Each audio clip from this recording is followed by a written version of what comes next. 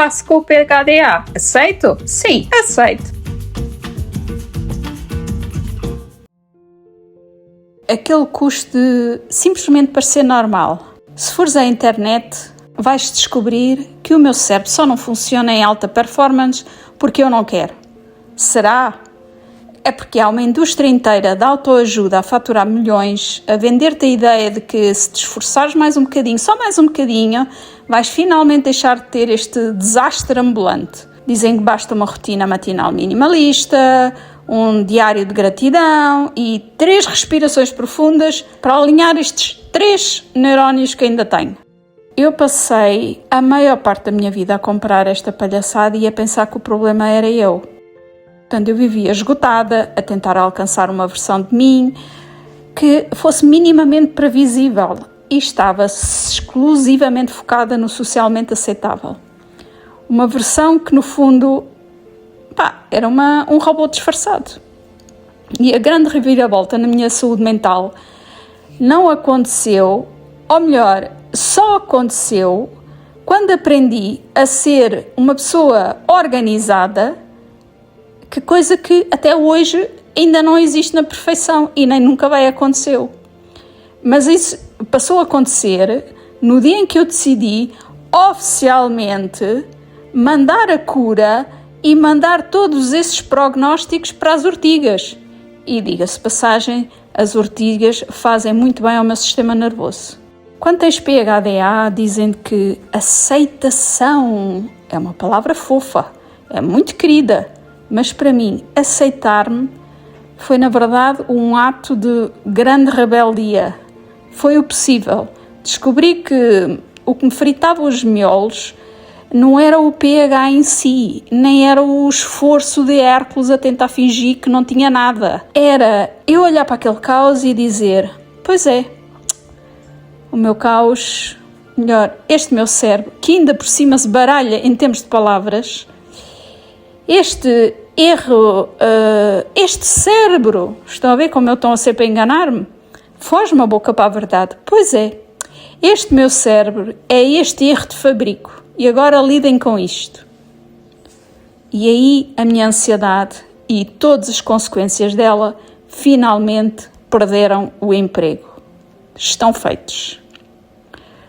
Mas é claro que antes de chegar a este nível de desapego, eu tive que enfrentar o monstro mais ridículo de todos e que me está colado à pele como peste, que é o perfeccionismo. Eu acho hilariante as pessoas olharem para quem tem PHDA, malta que perde as chaves de casa 3 vezes por dia, falha os prazos e deixa os projetos a meio, acharem impossível que sejamos perfeccionistas. Porque nós somos os maiores tiranos da perfeição que existe à face da Terra, mas ninguém acredita. Só que o nosso perfeccionismo não nasce do amor pela excelência, nasce do puro medo de sermos cancelados pela sociedade e alguém dar conta daquela falha. E daí verificarmos tudo 4, 5 e 6 vezes para termos a certeza que nada falhou, nada nos escapou e mesmo assim vai lá estar aquela gralha em que troquei o P pelo H. E como crescemos a ouvir que a nossa forma natural de fazer as coisas está errada, isto porque mais ninguém faz como nós, achamos nós, o cérebro cria uma armadura bizarra. Passamos a exigir de nós próprios uma perfeição absoluta, porque sentimos que a nossa margem de erro é 0. E se eu falhar 1 milímetro, todos vão descobrir a fraude. Por isso, eu sou capaz de passar 6 horas a planear ao detalhe, milimétrico, mas é mesmo milimétrico. Como é que eu vou organizar as minhas receitas do tingimento, escolher as cores das etiquetas, desenhar umas tabelas lindas e depois não tenho tempo para fazer o tingimento? Isto é maravilhoso, porque o medo que o resultado final não seja uma obra-prima digna de um museu paralisa-me o cérebro e prefere entrar em coma e ir ver os vídeos de gatinhos de telemóvel do que pôr o perfeccionismo de lado e dar o que dá e ir tingir a peça. Mudar o tom e viver assim e aceitar é equivalente a fazer um espetáculo de teatro de 24 horas por dia onde eu sou o ator principal. sou figurinista, deito os foguetes, apanho as canas e sou implacável comigo. A malta da psicologia chama isso masking. Eu chamo, enfim, fingir que não tenho demência e que parece normal. E depois forço-me a ficar sentada quieta numa reunião, enquanto as minhas pernas imploram por uma maratona, literalmente, e estou a fazer corridas debaixo da mesa. Mantenho aquele contacto visual, 2 em 2 segundos, a olhar para uma pessoa diferente e sorrir, não é? Enquanto a minha mente já foi abrir uma padaria lá para Castros da Rolha, não é? E finjo que tenho uma vida totalmente sob controle, perfeita, ninguém dá por nada, acham que eu sou até demasiado meticulosa, não é? E adivinham o que é que isto faz? Drena aquela pouca dopamina que eu já tenho, que o meu cérebro precisa para se manter de pé, e nem sequer me lembrei de tomar o pequeno almoço, portanto fico exausta. E quando eu decidi mandar toda esta palhaçada, todo este teatro em nome do nada, mandei dar uma volta e assumi esta minha natureza aparentemente caótica, ela deixou de ser caótica. Foi como se eu finalmente pudesse sair do palco. Já não tenho que provar nada a ninguém, já não tenho que provar que eu sou aquela máquina linear de produtividade.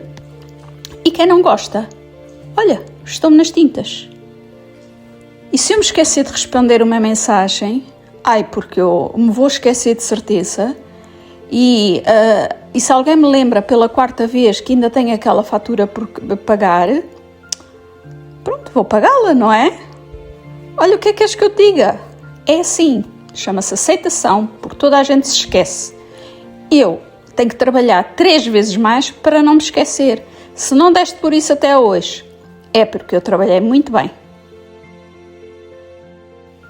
E essa energia que eu gastava a esconder as minhas falhas, agora eu posso usá-la para pôr mãos na massa, como gravar estes vídeos, por exemplo, em que eu preciso ter os neurónios no sítio, a boca acertada para não me engasgar e as ideias claras para conseguir transmitir o que vai aqui dentro deste cérebro.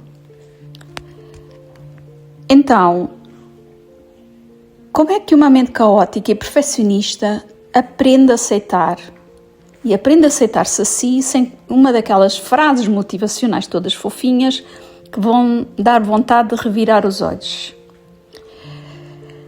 Estas são, até hoje, as minhas regras de sobrevivência. Primeiro, desenha a tua vida para o cérebro que tens, não para aquilo que gostarias de ter e ser. Portanto, eu parei de comprar agendas minimalistas, a seguir os métodos de planeamento dos outros, a querer fazer 4 vezes mais do que os outros e deixei de espalhar alarmes e reminders pelo telemóvel com sons de pânico, porque menos é mais. Não é estético, eu sei, não é bonito dizer-se isto, mas funciona. Faço menos, mas faço bem. E não acaba meio, por exaustão, por vergonha e entrar naquele ciclo vicioso. O segundo, não menos importante, ocupa as mãos para calar o juízo interno.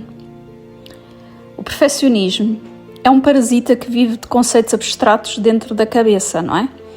E quando eu trago a minha atenção para a realidade física, como pintar, sendo que tenho que estar a escolher as cores e a prepará-las no momento, fazer tingimentos naturais, cavar na horta, por aí fora, eu obrigo este meu perfeccionismo a chocar contra as leis da natureza, porque a matéria-prima não quer saber dos meus traumas. A água ferve quando tem de ferver e o pigmento reage, eu quero que apareçam manchas ou não. E o trabalho manual acaba por ser esse banho de realidade, algo que me traz à realidade, obriga a relativizar e aceitar as imperfeições, porque elas estão a acontecer à minha frente e das duas uma, Ou eu tento mais 1000 vezes até aquilo estar como eu quero e nunca vai estar. Ou eu passo a olhar para aquela suposta imperfeição como uma criatividade, como algo genuíno, inédito, não repetível e único. E assim, olha, o tecido está manchado. Sim, é verdade, mas eu gosto dele assim.